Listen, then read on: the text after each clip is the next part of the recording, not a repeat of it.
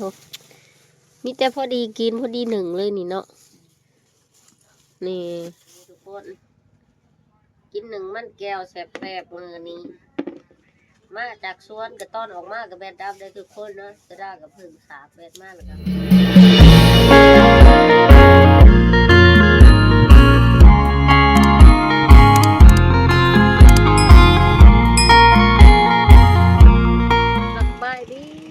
สบายดีจ้าพ่อแม่พี่น้องเบิร์ดจุกูทุกคนยินดีต้อนรับเข้าสู่ช่องผู้ระดาสาวลาวคือเก่าพี่น้อง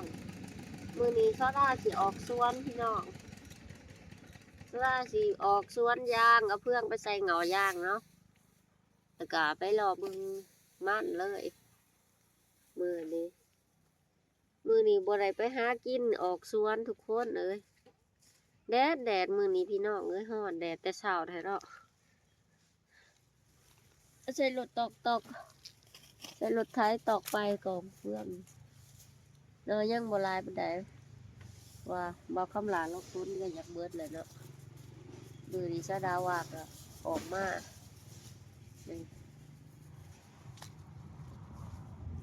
อีนั่งยืนให้กำลังใจเรือรถบ่จักแล้วกองฟาง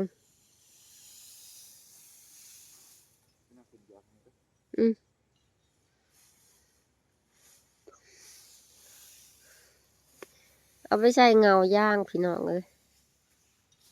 ว่างอยู่ง่ายว่างเนาะแล้วมีคนกดเลยยังไงได้ใช่ว่าใส่เลยใส่เลยเหรอใส่เลยเก็บไปก่อน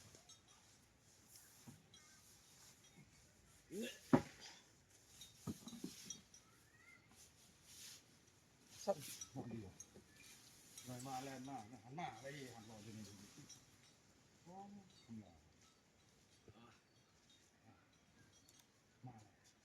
ว่านนี่เจ้าที่เขาแรงไปได้ว่านนี่ลุงเพิ่นมาซอยทุกคนลุงก็มาซอยเต็มเลยโลดเลยบัดนี้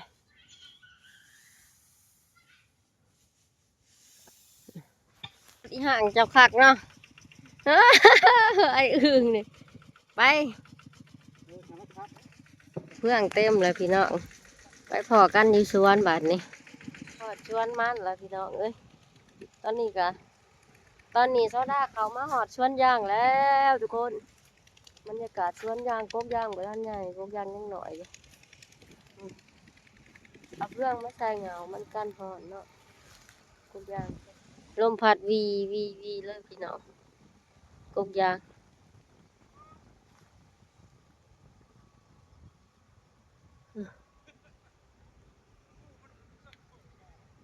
ลมพัดวีมันแก้วโซดาหญ้าท่วมเบิดเลยนี่มาเบิ่งมันแก้วโซดาทุกคนล่าสุดเดือนหนึ่งหญ้าท่วมแล้วล่าสุดหญ้าท่วมแล้วเขามีคนมาหลักเอามันแก้วโซดาเนาะขวดเอาเกือบจนเบิดเลยพวกห้อยขวดงอนน้อยแน่ๆพุ่นก็ฮักถิ่มเนาะนี่ดิพุ่นขวดเอาจะเหม็นเนาะ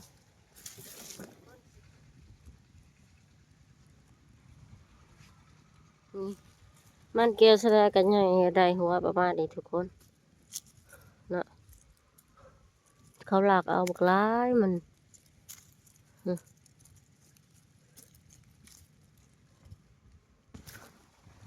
โซดาสีมาเอาเพื่องใส่เหงาย่างก่อนเนาะทุกคนเราจะเอาเพื่องใส่ย่างแล้วจังสิไปขวดมันแก้วไปแวะเบิ่งหมูเอาจนสิเบิดแล้วมันก็ได้เขาลากเอาแบกคุ้ยแบก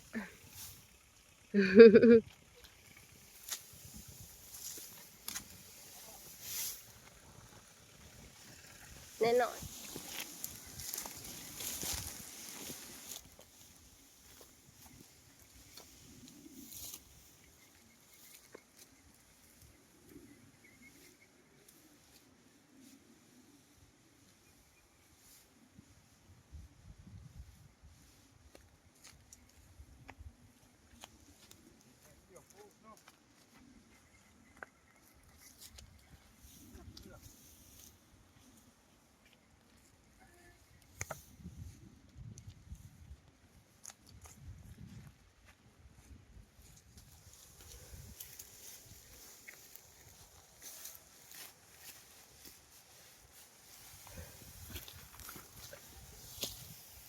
กุ๊กย่างแถวอีกนะกุ๊กย่างน้าหันทำว่าอยากแล้วแถวนะเดี๋ยวทำไมพี่น้องโซดาใส่เพื่องเงาย่างแล้วเรียบร้อยเนาะโซดาจะไปขวดมันแก้วเมื่อหนึ่งกินเนาะ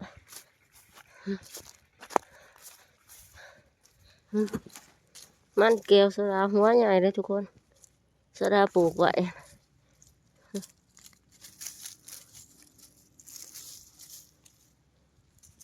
ตัวหน่อยกับป้าตัวใหญ่ค่ะสำนีก็เอาเบิดแต่ข้าวหลัก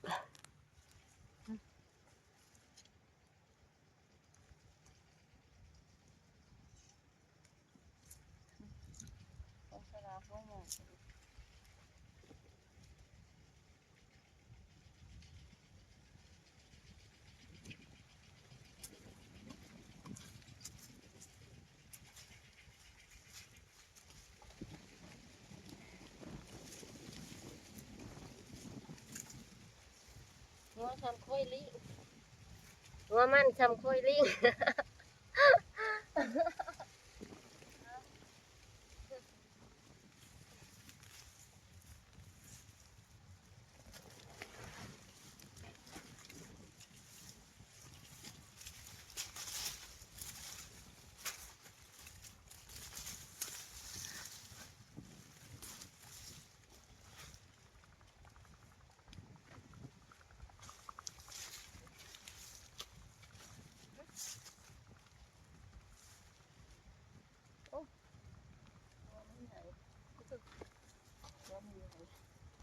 ส่วนโซดาบริทายให้เบิ่งเนาะเพราะว่าแบตมันดับทุกคนฮะก็มาส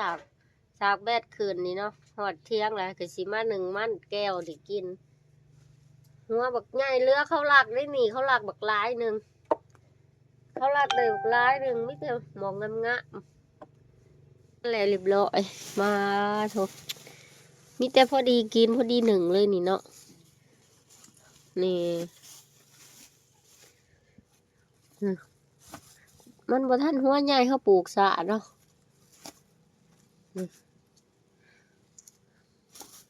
เขาปลูกหมอเป็นเก่าหัวใหญ่เนี่ย เสาได้ยังอยู่เมืองโรงงามอยู่ว่าสีเมื่อบ้านหันแหลมแรงแม่แล้วเตรียมเครื่องเตรียมยังให้นี่มันเอาใส่ซงใส่สอบ มายังได้ก็มีแต่แต่งเครื่อง ของกินของอยากแต่งเอาเบิดมานี่ มันอิดมันหยังวะอยู่ไทยเขาเอิ้นมันหยังวะ มันกะ มัน ปิ หยังวะมันกะปีกะเปื้อเฮ้ย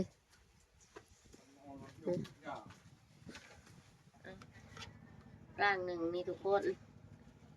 กินหนึ่งมันแก้วแสบๆมือนี้มาจากสวนกระต้อนออกมากับแบดดับได้ทุกคนเนาะจะได้กับพึ่งสาบแบดมากเลยครับหอดเที่ยงกินข้าวกินน้ำแล้วมาหนึ่งมัดบัด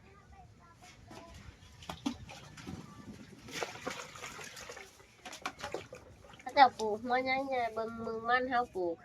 ทำหามลิงแล้วกว่าคนอื่นปลูกหัวสำแขนนี่ว่าเพราะเฮาปลูกทำหามลิงนี่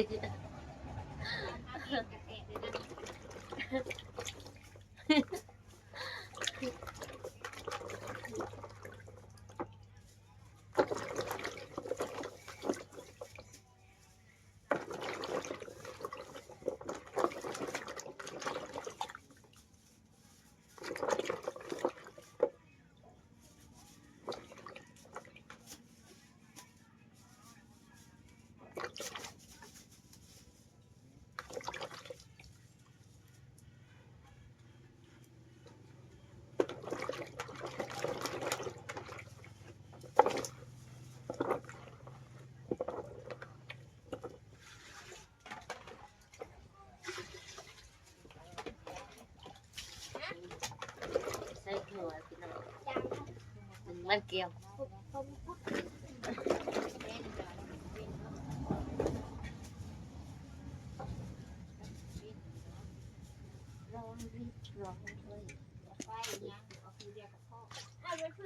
นี่ช่วยออก นี่ คือว่าชิมานี่นะ สุกแล้วพี่น้องมากินหนึ่งม่านนำกันแซ่บๆบ่ แม่แม่พ่อก็ได้นี่มาไหวห้องงานไว้เลย